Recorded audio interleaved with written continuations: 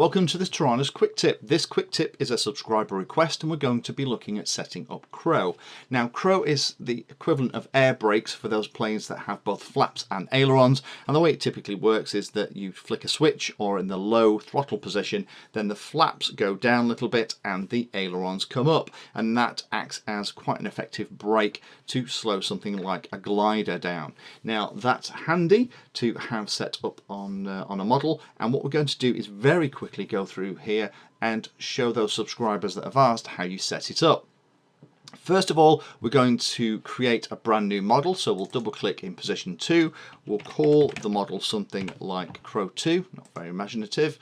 We're going to put these throttles and other bits and pieces out the way, because what we actually want is to put the two aileron controls on channel 1 and 2. This is only so it's easier to see in the demo. And then we're also going to say yes, we've got flaps, and we're going to put those on channel 3 and 4. And then we haven't got air brakes because that's what the Crow is going to do. And then finally we're going to put the tail and rudder and elevator on the last two controls. Okay, so here we are, we now have our new model, and if we open up the bits and pieces, the standard 4 inputs, rudder, elevator, throttle and aileron, and we have our mixes with switch A being set for the flaps. So if we jump into simulate, here is all the controls in the middle position with the flaps up, and then switch A, we have flaps at 50% and full flaps, so we could change those with using the endpoints and bits and pieces. Now what we'll do is we'll set up switch F here so that what will happen is the two ailerons will move up by 50% and the flaps will also come down a little bit as well, and that will allow us to have our Crow on switch F. Now first thing we need to do is we need to create a new input for a switch, so we're going to call the switch Crow, and we're going to give the source SF, which we've just had a look at, because that's a nice 2-position switch, that'll work fine. We're going to set the weight as 50%, and we're also going to set the offset as 50%. Now the reason for that is because I don't want all of the throw coming through, and this is why it's handy to have things set as an input, because you can goof around with them here and then get the benefit in all the other places in your mix. Now in the mix we obviously want to add that into the aileron, so we're going to add, let's call it Crow as well to keep it nice and simple. We'll pick the input we've just created. We're just going to pass 50% of that value through. We'll add it, that's great. We'll copy that across to the other one as well. And now we're going to simulate.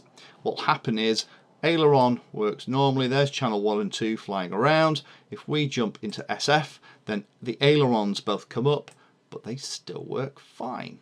Cool, okay, that's good. Now the other thing we want to do, of course, is when Crow is turned on, we want the flaps to drop about the same amount as the ailerons as well, although we can change that. Now the easiest way to do that is to use a special function. It's very tempting to try and add, now we've got this bit working, to try and add all these extra bits down here for the additional Crow. So say, oh, we'll just copy it down here. That is not going to work very well. It'll make your life really tricky. Really cute thing is, jump into special functions. We're going to select SF in the down position, which is the switch that enables the Crow. We're going to say override channel 3, which is our flaps, and we're going to give it a parameter. So we'll make it 100% is full, so we'll make it 50. Turn that on. We'll do the same thing for channel 4.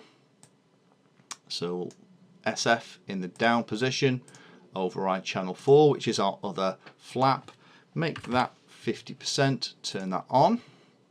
Okay, let's go into simulator. So here's our flap channels 3 and 4. Now when SF comes on, the flaps drop, the ailerons go up, but I've still got aileron control. And obviously we could change the way this worked a little bit by changing the numbers. So we could increase this value or decrease the value, going down to 0 and then minus numbers if you wanted the flaps to come lower, or if you wanted the ailerons to increase and go higher, then you could change the amount of weight or the amount of that switch that you're sending through.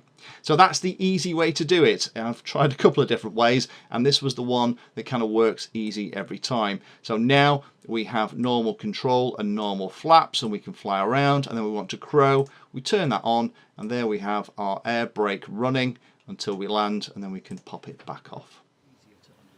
Thank you for taking the time to watch that video. There are lots of other videos on the channel, and they're carefully ordered into playlists, so you may find that there are other videos on this same subject that you can go and watch. So I would recommend going into the playlist area of Painless 360 YouTube channel and looking around and seeing what there is. You never know what you might find.